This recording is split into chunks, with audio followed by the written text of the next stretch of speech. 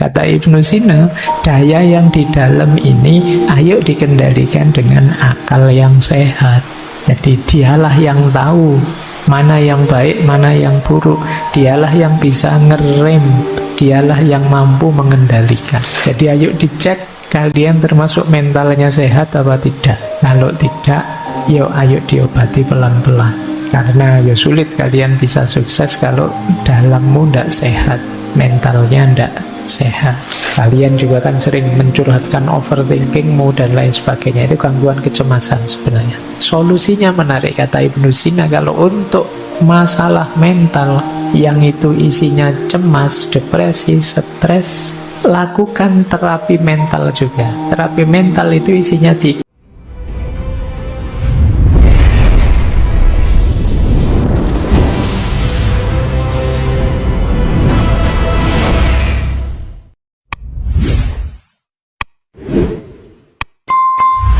Sekarang kita belajar untuk menenangkan jiwa dengan cara memahami mental kita.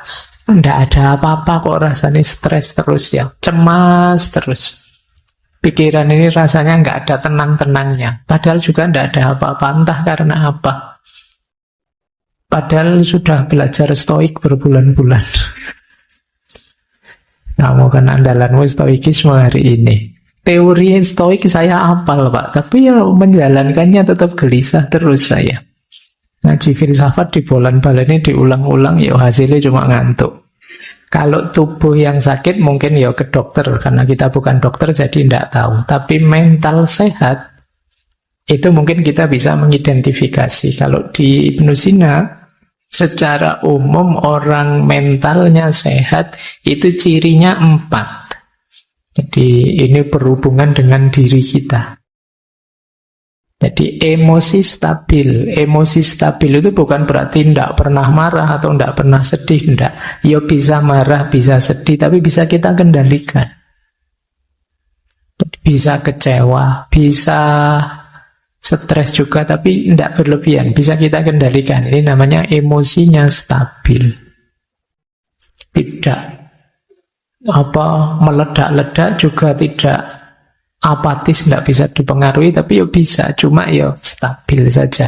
Kita masih bisa mengendalikannya. Ya wajarnya manusia bisa marah, wajarnya manusia bisa kecewa, wajarnya manusia bisa stres, tapi bisa dikendalikan.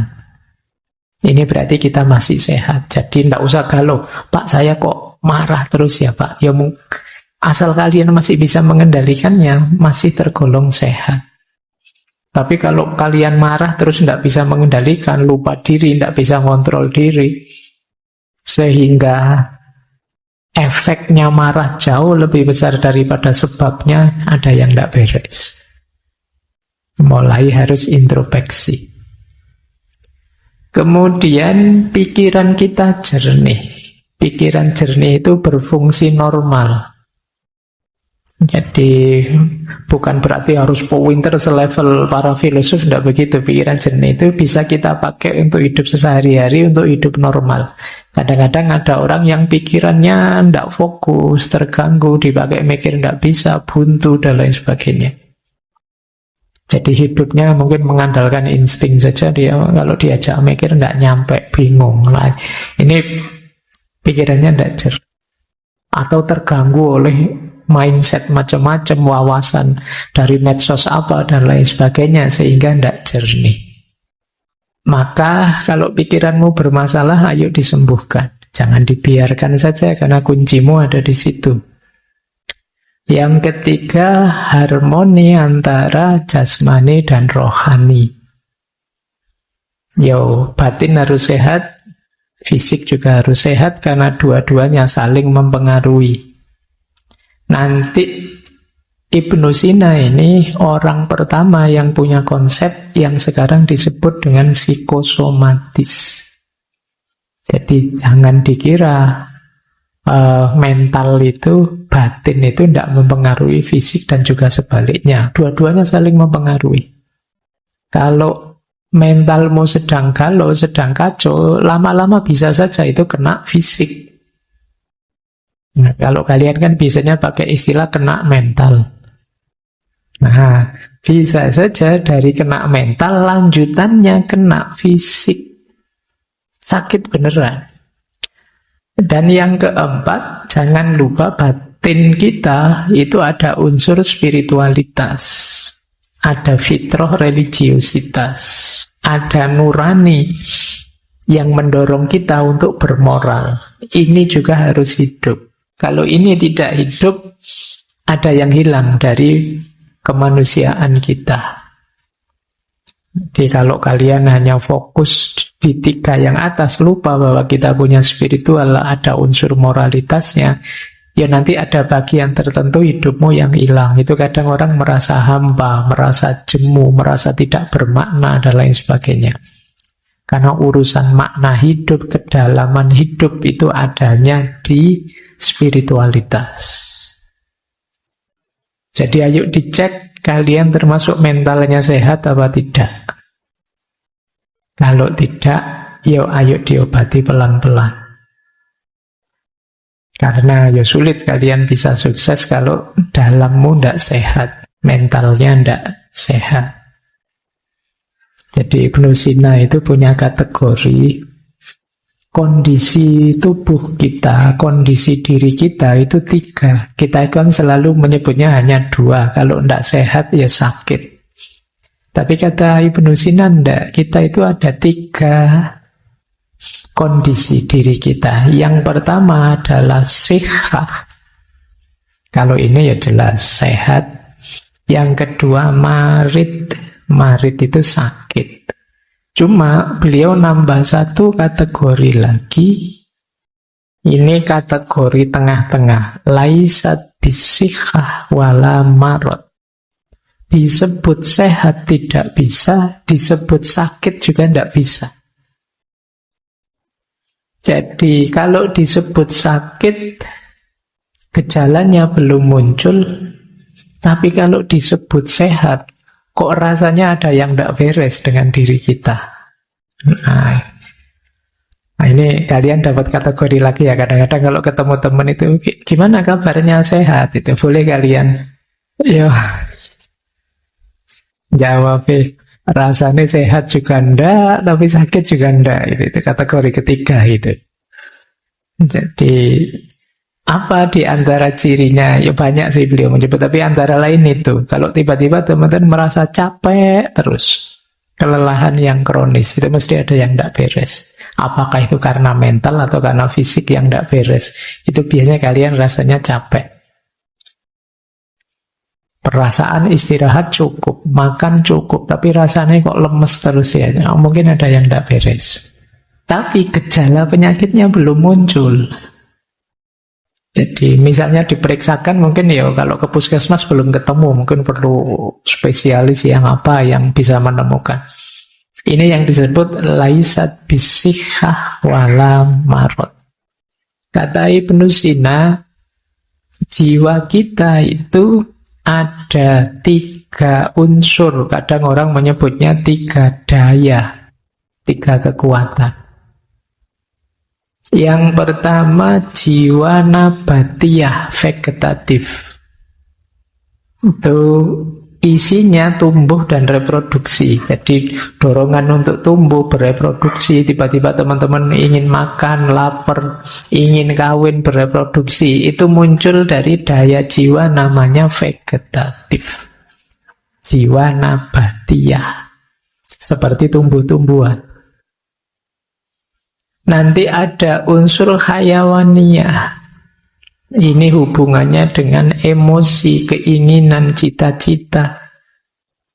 Nyari enak, nyari senang, persepsi indrawi. Ini jiwa hayawaniyah. Jadi kalian punya keinginan apa, punya hasrat apa, punya emosi apa. Nah itu hayawaniyah, jiwa sensitif. Yang ketiga ada insaniyah, jiwa rasional. Berpikir, memahami, termasuk unsur moralitas, spiritualitas, itu bagian dari daya jiwa insaniyah. Jadi lapisan diri kita, jadi di balik yang jasad ini, di dalamnya ada aspek vegetatif, sensitif, rasional, nabatiyah, hayawaniyah, dan insaniyah. Yang disebut kesehatan mental, kata Ibnu Sina itu kalau antara hayawaniyah dan insaniyah seimbang. Saling mendukung, saling selaras, emosi dan pikiran saling selaras. Cuma kata Ibnu Sina, keselarasan di dalam itu harus dikomandoi oleh insaniyah, oleh yang rasional. Jadi akalnya harus menang, rasionalnya harus menang, ilmunya harus menang. Jadi jangan dibiarkan hayawanannya dominan atau vegetatifnya dominan.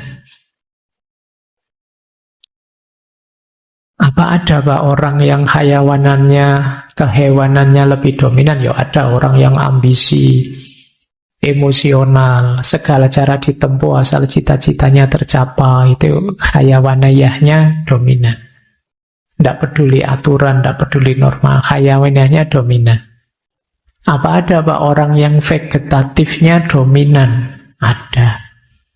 Kalau kalian tiap hari rebahan saja, makan, minum, terus bangun-bangun mikir, kapan ya aku kawin, kapan ya, nah itu berarti dominanmu vegetatif saja.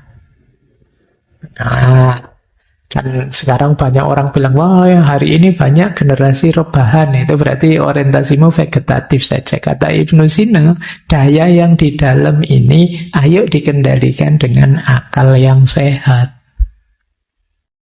Jadi dialah yang tahu mana yang baik, mana yang buruk. Dialah yang bisa ngerem, dialah yang mampu mengendalikan. Akalnya jangan kalah, ilmunya jangan kalah. Cuma syaratnya tadi, akalnya harus jernih, pikirannya harus jernih. Ya kalau pikiranmu sudah kacau, ya sulit. Pikiran bisa mengendalikan. Kemudian, ini yang tadi kita sebut psikosomatis ya. Jiwa mempengaruhi tubuh, dan juga tubuh mempengaruhi jiwa. Emosi, pikiran, kondisi mental mempengaruhi jasmani kita. Kalau kita stres, cemas, kemudian perutnya mulus, kepalanya pusing, tekanan darahnya naik. Nah, itu pengaruh jiwa terhadap tubuh. Makanya ada peribahasa, di dalam tubuh yang sehat, ya terdapat jiwa yang sehat juga, mensana in corpore sano. Saya lupa itu dulu ada filosof yang punya teori itu. Sebaliknya juga begitu. Kalau kita tubuhnya tidak memadai, sedang capek, sedang lelah, sedang lapar, sedang lesu, ya tidak bisa berpikir.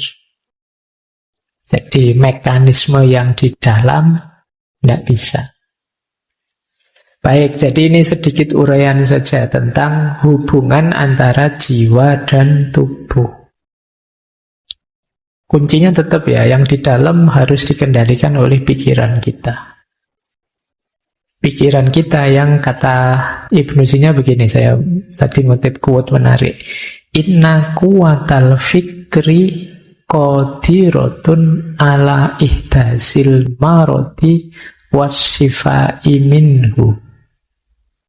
Sesungguhnya kekuatan pikiran itu mampu melahirkan penyakit dan juga menyembuhkannya. Nah, ini dasarnya pikiran, dasarnya akal tadi. Kalau pikiran kita positif-positif, kita lebih ceria, lebih segar, lebih sehat. Tapi begitu pikiran kita negatif-negatif, ya kita akan sakit. Jadi pikiran jadi kuncinya. Kalau teman-teman serba paranoid, mikirnya negatif terus, ya mungkin bisa sakit beneran. Ini saya kok berkeringat ya, sumuk ya, jangan-jangan jantungku bermasalah ini. Terus kamu gelisah mikir, padahal ya memang sumuk sejak tadi hujan nggak jadi-jadi. Tapi karena pikiranmu negatif, ya nanti lama-lama detak jantungmu meningkat, tekanan darahmu meningkat, ada pressure dari dalam, bisa sakit beneran. Jadi pikiran, kata Ibnu Sina, qadirotun ala ihdasil marad, mampu melahirkan penyakit. Demikian juga dia bisa menjadi obat. Kadang-kadang kamu pusing-pusing sedikit, enggak apa-apa, pusing kayak gini biasa kok, masih bisa jalan. Tapi kalau pusing sedikit, wah, ini jangan-jangan gejala stroke ini. Mungkin saya, itu sudah kamu enggak berani gerak, sudah. Jadi sakit beneran. Belum. Baik, maka kendalikan pikiranmu karena banyak penyakit yang muncul dari pikiran. Jadi masalah mental itu apa? Ada 3, cemas, depresi, stres.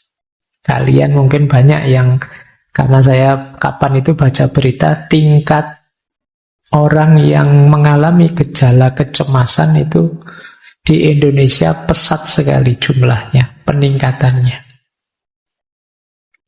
Kalian juga kan sering mencurhatkan overthinkingmu dan lain sebagainya. Itu gangguan kecemasan sebenarnya. Solusinya menarik, kata Ibnu Sina. Kalau untuk masalah mental yang itu isinya cemas, depresi, stres, lakukan terapi mental juga. Terapi mental itu isinya 3. Logika, ilmu, dan filsafat. Ini menarik ya, terapinya malah isinya belajar semua. Wong lagi stres kok disuruh belajar, itu gimana?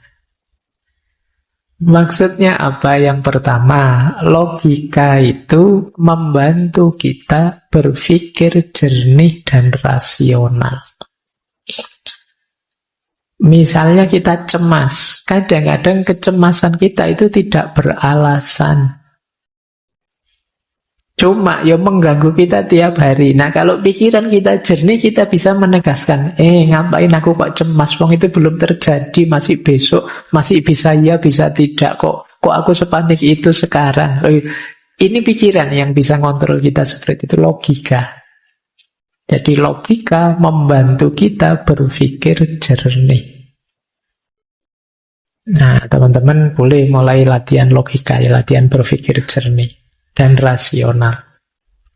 Kemudian yang kedua, ilmu. Kenapa harus ilmu? Ilmu itu membantu kita memahami dunia. Seringkali yang membuat kita stres, depresi, cemas, itu kan situasi-situasi di sekeliling kita yang kita tidak paham. Kemarin waktu pandemi itu seluruh dunia belum terlalu paham tentang kerja dan mekanismenya virus COVID-19. Semuanya panik, banyak orang stres, banyak orang depresi. Tapi begitu diteliti kemudian tahu, oh ternyata virusnya ini, cirinya begini, kelemahannya ini. Ini kan ilmu. Begitu ngerti ilmunya kita tenang sudah. Banyak kecemasan-kecemasan kita karena kita belum tahu.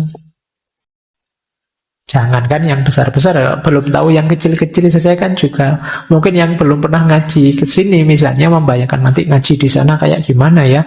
Ada absennya enggak ya? Boleh enggak ya saya? Ini kan pikiranmu kan macam-macam. Tapi begitu ke sini sekarang kamu ngerti ilmunya. Nanti datang lagi kamu sudah ngatur strategi. Oh situasinya kayak gitu, saya datangnya belakangan saja, nanti duduknya di pojok sana, kamu bisa ngatur. Lebih tenang. Maka kuncinya orang stres yang kedua itu ilmu. Ya tadi kalian misalnya belum ngerti tentang teori-teori carian humor dan lain sebagainya tadi, sekarang ngerti. Oh saya ini kok marah-marah ini urusan darah ini yang panas ini. Berarti jangan makan ini dulu, jangan ini dulu biar nggak tambah ngamuan. Ini sekarang kita ngerti ilmunya. Yang ketiga filsafat. Apa manfaatnya filsafat? Filsafat itu memberi kita kerangka makna hidup. Menunjukkan kita tujuan ideal hidup. Dan ini menenangkan. Banyak orang yang hidupnya tidak punya tujuan, tidak punya idealisme, dan lain sebagainya, sehingga ngambang, sehingga mudah stres. Orang itu kalau punya tujuan hidup, punya visi, punya makna hidup, mungkin mengalami kegagalan-kegagalan kecil bagi dia biasa. Yang penting tetap lanjut menuju cita-cita besarnya. Dan cita-cita besar ideal itu ya kita menempuhnya lewat jalur filsafat. Saya sering bilang filsafat itu salah satu jalan untuk kita menseriusi hidup. Jadi selama ini mungkin kita autopilot saja. Bahkan kalian mungkin kuliah sudah semester akhir juga masih belum punya cita-cita, belum punya tujuan.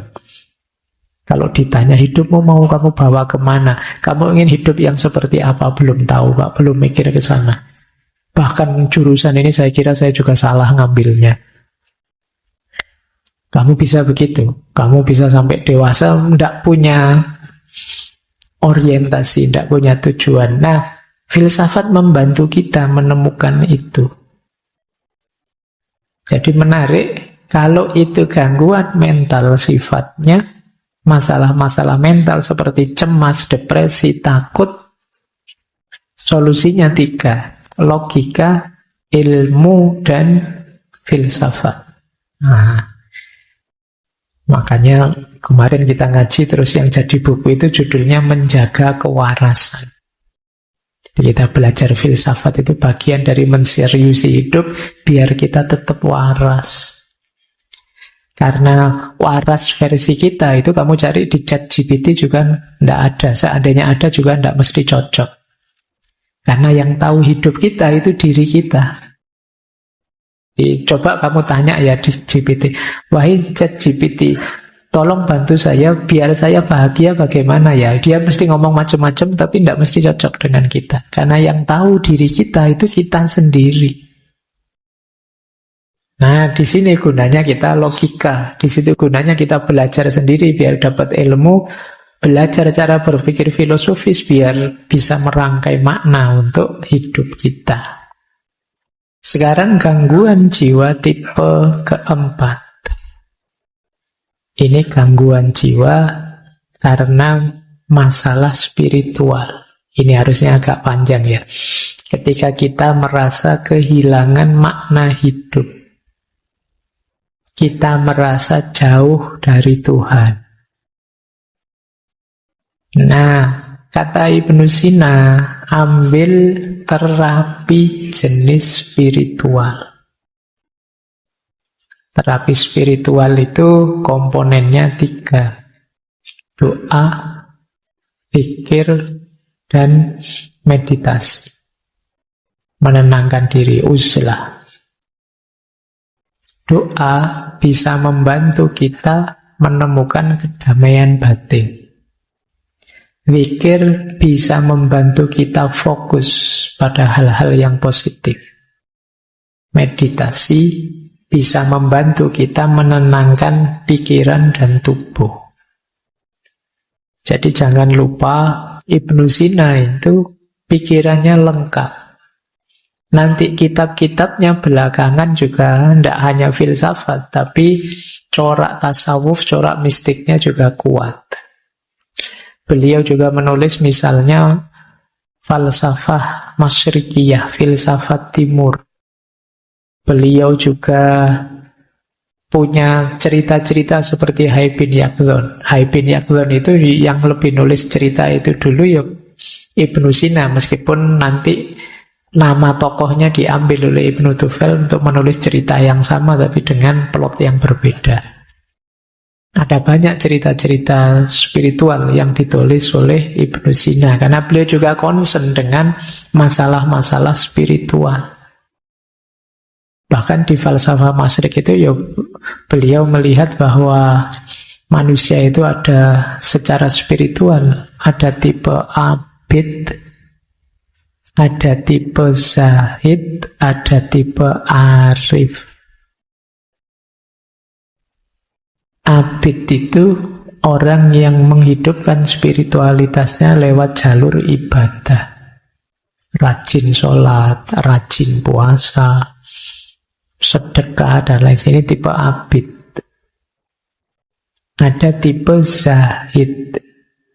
Tipe zahid itu seperti para sufi yang melakukan uzlah, takholak bi ahlakillah dan lain sebagainya. Ini tipe zahid, menjauh dari godaan dunia, keramaian dunia, memantapkan diri hanya menuju Allah saja. Ini namanya tipe zahid. Kemudian yang terakhir tipe arif. Tipe arif itu orang yang sudah mengalami pencerahan, orang yang sudah kasyaf, sudah ma'rifat, sudah ngerti hakikat segala sesuatu. Ini tipe arif. Ada abid, ada zahid, ada arif. Kalau kalian tipe apa? Abid kah? Sholatnya masih bolong-bolong, Pak. Tidak berani bilang abid. Zahid, apalagi, Pak. Arif, sangsoyo. Tapi ini jalur-jalur untuk menghidupkan spiritualitas kita. Nanti orang yang menempuh jalur ini ingin menghidupkan spiritual, namanya adalah murid. Murid itu ya secara letterlek kan orang yang menginginkan. Tentu saja murid nanti dituntun oleh mursyid. Orang yang menuntun, menunjukkan. Jadi baik, masalah spiritual, orang menyebutnya hari ini ada istilah krisis spiritual. Krisis spiritual itu tidak sekedar lupa Tuhan, tapi orang merasa kosong, merasa hampa, hilang makna. Mungkin kalian sering bertanya pada dirimu, hidup kok seperti ini ya? Apa gunanya aku hidup? Apa pentingnya sih aku hadir di dunia ini? Ini krisis-krisis spiritual. Jadi, apa makna diriku? Apa makna kehadiranku? Siapa sih aku ini? Aku dulu tidak minta kok dihadirkan sekarang. Itu kalau kalian lelah dengan hidupmu sampai selevel itu, kalian sedang mengalami krisis spiritual. Kalian merasa tidak bernilai, tidak bermakna. Krisis spiritual itu biasanya diawali dari, tadi sudah sedikit saya sebut, kalian lupa tujuan. Kalian tidak tahu hidupmu itu mau kemana. Dan dulu asalnya dari mana. Ini kalau orang Jawa konsep ini disebut sangkan waraning dumadi. Kalian lupa aspek ini sehingga kalian kelelahan sendiri. Kalian lupa bahwa hidup ini dulu asalnya dari mana dan besok mau menuju kemana. Kalian anggap hidupmu itu ya seputar aktivitasmu sehari-hari itu saja. Yang mahasiswa menganggap hidup itu ya seputar kuliah, kos-kosan, pacaran, mungkin seputar itu saja. Padahal tidak sekedar itu, kalian dihadirkan oleh Allah untuk hidup. Nah, kalau ada yang mengalami begini, batinmu sedang sangat lelah, berarti kalian sedang mengalami krisis spiritual. Hal yang sama sering disebutkan berhubungan dengan peradaban barat yang terlalu positivistik. Kalau teman-teman baca tulisannya Sayyid Nasr itu, barat itu maju luar biasa, tapi dia melupakan satu unsur yang sebenarnya esensial, fitri dalam diri manusia, yaitu aspek spiritual. Sehingga kemudian belakangan kan banyak orang barat yang kemudian geser ke ranah spiritualitas. Baik ya, kalian coba ya mulai introspeksi. Ya hidup kita ini lengkap sih, ada fisik jasadnya, tadi ada emosinya, ada mentalnya, ada jiwanya, dan ada unsur spiritualitasnya. Semuanya harus waras.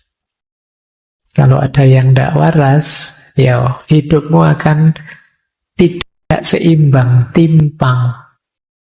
Jadi keywordnya konsep kesehatan mentalnya Ibnu Sina adalah keseimbangan. Makanya tadi cairan-cairan tadi tidak ada kok. Harus cairan ini saja tidak ada. Ya semuanya penting tapi jangan berlebihan. Jangan ada yang terlalu dominan. Nanti akan menyusahkan. Baik, nah solusi apa kalau kalian mengalami krisis spiritual? Ya terapi spiritual. Yang pertama doa. Doa itu tidak sekedar minta pada Tuhan, tapi juga kesadaran kita bahwa kita itu lemah. Ada banyak hal yang kita tidak mampu, maka kita perlu intervensi, perlu Tuhan membantu kita. Jadi, dan bukan masalah dikabulkan atau tidak dikabulkan kalau dalam konteks ini, tapi kesadaran kita bahwa Tuhan selalu ada, selalu hadir, dekat dengan kita, itu sudah membuat kita nyaman. Yang kesadaran ketuhanan, kesadaran ilahiyah inilah yang selama ini sering lepas dari keseharian kita. Sekali-sekali kalau teman-teman bisa ya, coba dicek dalam sehari kira-kira berapa menit atau berapa puluh menit, syukur-syukur ada ndak 1 jam teman-teman melakukan aktivitas dengan sadar bahwa Allah sedang mengawasiku, Allah selalu dekat dengan aku. Pernah ndak begitu? Mungkin sedang kuliah sih dengan dosen, saya kuliah kayak gini, ya Allah ngawasi loh ya saya. Nah itu pernah, kesadaran ini kira-kira berapa persen muncul dalam hidup kita? Wong kadang-kadang sholat saja tidak ada kesadaran itu kan juga. Padahal sholat itu momen ketika kita berhadapan-hadapan dengan Allah, tapi kesadaran itu juga tidak muncul. Kayak kita ngobrol dengan orang, tapi kita tidak peduli yang kita ajak ngobrol siapa. Ya untungnya Allah itu sangat sayang dengan kita. Baik. Oke ya, ini krisis spiritual. Selain doa juga ada zikir. Zikir itu ya makna letterleknya ingatan dan sebutan. Jadi pikiran kita senantiasa dalam kesadaran Tuhan dan mulut kita senantiasa menyebut namanya, terus itu disebut zikir. Meditasi ya aktivitas menenangkan diri. Kalau dalam Islam ada istilah iktikaf, berhenti sejenak, ada istilah muhasabah, ada istilah tafakur, itu setara dengan itu.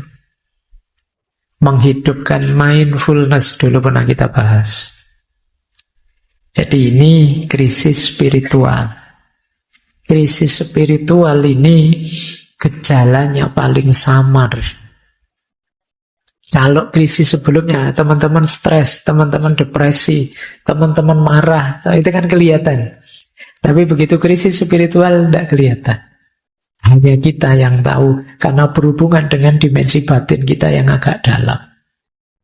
Batin yang lelah, ini masalah emosi. Nah, kalau masalah emosi, menurut Ibnu Sina, solusinya adalah terapi emosional.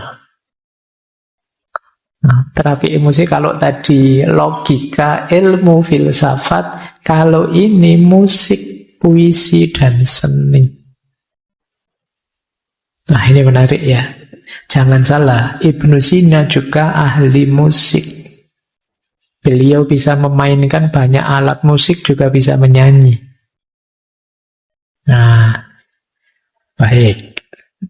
Musik, kata Ibnu Sina, bisa membantu kita untuk meredakan ketegangan, menemukan kedamaian, juga mengekspresikan emosi. Kalau kalian sedang sedih, marah, atau sedang sangat jengkel, itu kan kadang-kadang coba cari alat musik apa, terus kamu main sak kapoke, lampiaskan kamu bisa. Tidak bisa Pak saya main, Pak. Yus dimain ke sak senengmu aja kan sudah bisa untuk pelampiasan. Ada gitar nganggur, kamu genjreng sak kapoke, sak pedote, senare, gitu ya wis puas aku misalnya.